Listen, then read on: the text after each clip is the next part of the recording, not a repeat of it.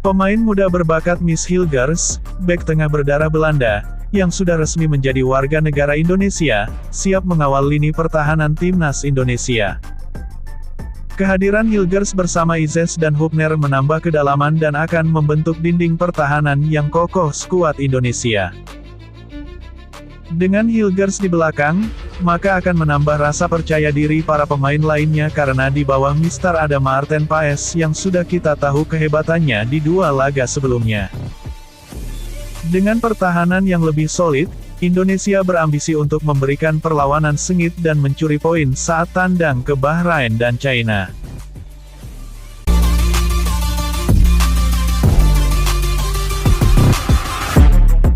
FC Dallas mengabarkan bahwa kiper timnas Indonesia absen karena mengalami cedera ringan di bagian pergelangan tangan.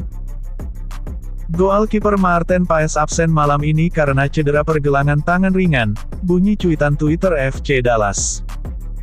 Kabar cederanya Maarten Paes ini tentu sangat merugikan timnas Indonesia. Sebabnya, Maarten Paes masuk ke dalam daftar 27 pemain pilihan Sintayong untuk lanjutan ronde ketiga kualifikasi Piala Dunia 2026 zona Asia. Diharapkan, cedera yang dialami Maarten Paes itu tidak terlalu parah dan bisa segera sembuh tepat waktu. Sebab tenaganya sangat dibutuhkan demi dapat mencuri poin di markas Bahrain dan China.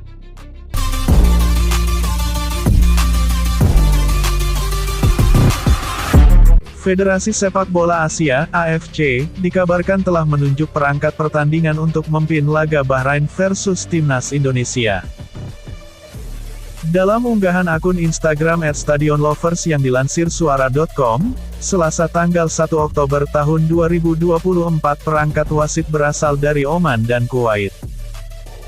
Ahmed Alkaf didapuk menjadi wasit utama, dibantu 2 asisten wasit yakni Abu Bakar Al-Amri dan Rashid Al-Ghati. Kasim Al-Hatmi akan bertindak sebagai wasit keempat. Sementara wasit VAR akan dipimpin Abdullah Al-Kandri asal Kuwait. Tak sedikit yang menyebut AFC curang karena perangkat wasit dan timnas Bahrain sama-sama berasal dari Federasi Sepak Bola Asia Barat WAFF. Yang tanding dari AFF versus WAFF, harusnya wasitnya dari kawasan lain dong biar netral.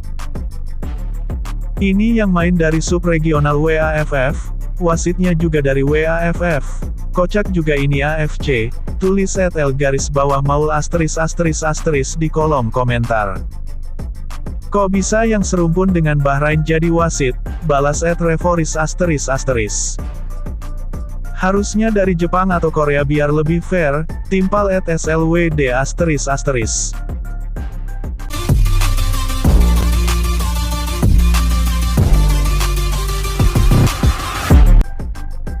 Sintayong sudah umumkan 27 nama pemain yang dibawa membela timnas Indonesia untuk melawan Bahrain dan China.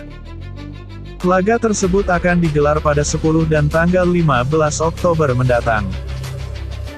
Dari 27 nama pemain tersebut, satu yang tak ikut serta adalah striker milik Persis Solo yakni Ramadan Sananta.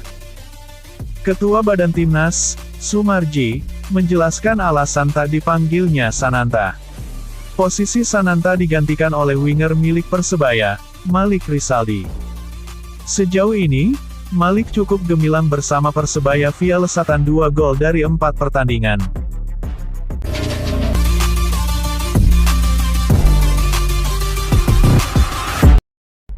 Pelatih Timnas Indonesia, Sintayong, disebut memanggil 27 pemain untuk 2 partai grup C putaran ketiga kualifikasi Piala Dunia 2026 zona Asia pada Oktober tahun 2024.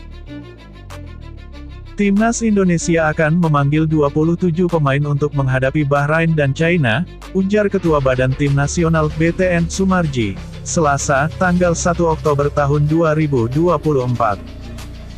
Dari 27 pemain itu, termasuk Miss Hilgers dan Eliano Reijenders. Sementara, pemain BRI Liga 1 di Timnas Indonesia akan berkumpul di Jakarta, imbuh Sumarji. Sedangkan para pemain abroad Timnas Indonesia, langsung akan bergabung di Bahrain, tutur pria yang juga menjadi anggota komite eksekutif (Exco) tersebut.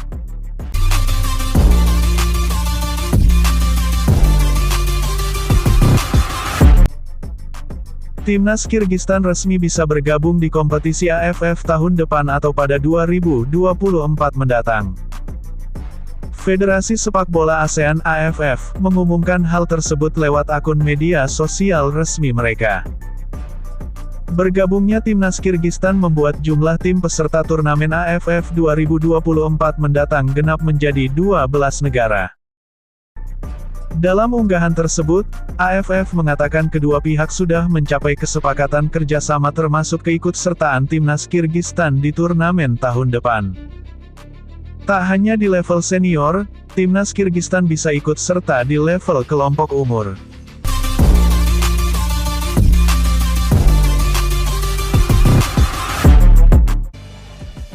Sadar kekuatan calon lawannya semakin bertambah, pelatih Timnas Bahrain, Dragan Talajic langsung bergerak cepat. Tak tanggung-tanggung, para pemain Bahrain langsung digenjot latihan perdana pada Senin, tanggal 30 September tahun 2024 waktu setempat. Padahal, tim-tim lain termasuk Timnas Indonesia belum mengumpulkan pemain. Skuad asuhan Shin Tae-yong sendiri direncanakan baru menggelar latihan tanggal 5 Oktober mendatang. Tim nasional kami melanjutkan persiapannya untuk putaran ketiga dan keempat kualifikasi Piala Dunia dengan mengadakan latihan pertamanya di Stadion Eksternal Federasi Sepak Bola Bahrain, tulis Federasi Sepak Bola Bahrain di Instagram resminya. Tak sekadar latihan biasa, Bahrain juga mulai menerapkan latihan taktis sebagai persiapan serius menghadapi Timnas Indonesia. Sesi latihan dipimpin oleh pelatih Dragan Talajic, dan sesi latihan diawali dengan pemanasan, kemudian melakukan latihan taktis, setelah itu ia melakukan manuver taktis, dan diakhiri pelatihan peregangan, tambahnya.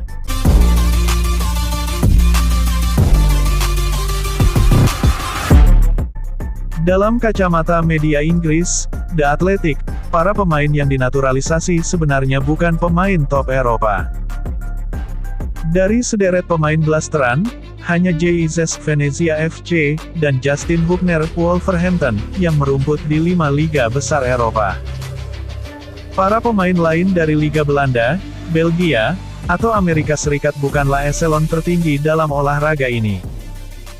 Skuad yang dibentuk dari diaspora Indonesia tersebut nyatanya cukup untuk membuat repot negara tradisional Asia. Bagaimana Indonesia mengubah pemain tak dikenal menjadi superstar yang dikagumi? Demikian judul artikel The Athletic. Maarten Paes adalah kiper starter untuk FC Dallas di MLS, tetapi dia bisa berjalan tanpa dikenal di jalanan sibuk Dallas, Texas, tulisnya.